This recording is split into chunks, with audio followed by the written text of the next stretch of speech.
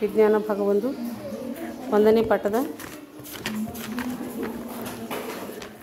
ಬೆಳೆ ನಿರ್ವಹಣೆ ಮತ್ತು ಉತ್ಪಾದನೆಯ ನೀರಾವರಿಯ ಸಾಂಪ್ರದಾಯಿಕ ವಿಧಾನಗಳು ಮತ್ತು ನೀರಾವರಿಯ ಆಧುನಿಕ ವಿಧಾನಗಳ ಬಗ್ಗೆ ಹನಿ ನೀರಾವರಿಯ ಪದ್ಧತಿಯನ್ನು ಮಾದರಿಯನ್ನು ವಿದ್ಯಾರ್ಥಿಗಳು ಮಾಡಿದ್ದಾರೆ. ಸ್ನೇಹಿತರೆ ಹೇಳಿ.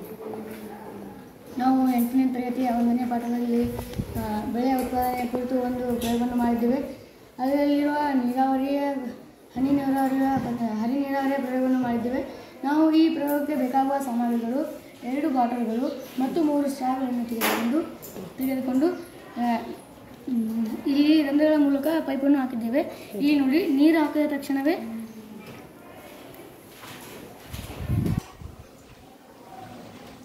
ಈ ಸಸ್ಯಗಳಿಗೆ ಹನಿ ನೀರು ಬೀಳುತ್ತಿವೆ. ಹೀಗೆ ನೀರು ಸಸ್ಯಗಳ ಬೇರುಗಳಿಗೆ ಬೀಳುತ್ತದೆ. ಹೀಗೆ ಸಸ್ಯಗಳು ಚೆನ್ನಾಗಿ ಬೆಳೆಯುವುದು ಸಹಾಯವಾಗುತ್ತದೆ. ನೀರಿನ ಸಂರಕ್ಷಣೆ ಆಗುತ್ತದೆ.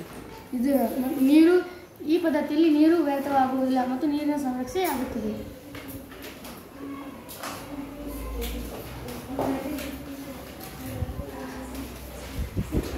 ನಾವು 8ನೇ ತರಗತಿ ಹನಿ ನೀರಾವರಿ ಎಂಬ ಪ್ರಯೋಗ ಮಾಡಿದ್ದೇವೆ.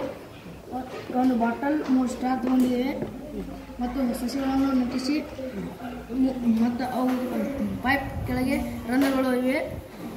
ಅದರಲ್ಲಿ ಬಾಟಲಲ್ಲಿ ನೀರು ಹಾಕಿದರೆ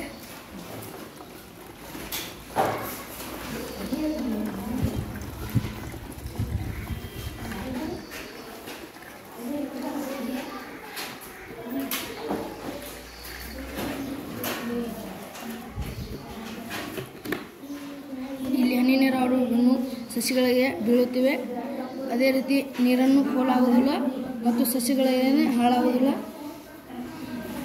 ಇದನ್ನು ಹನಿ ನೀರಾವರಿ ಅಂತ ಕರೆಯುತ್ತಾರೆ.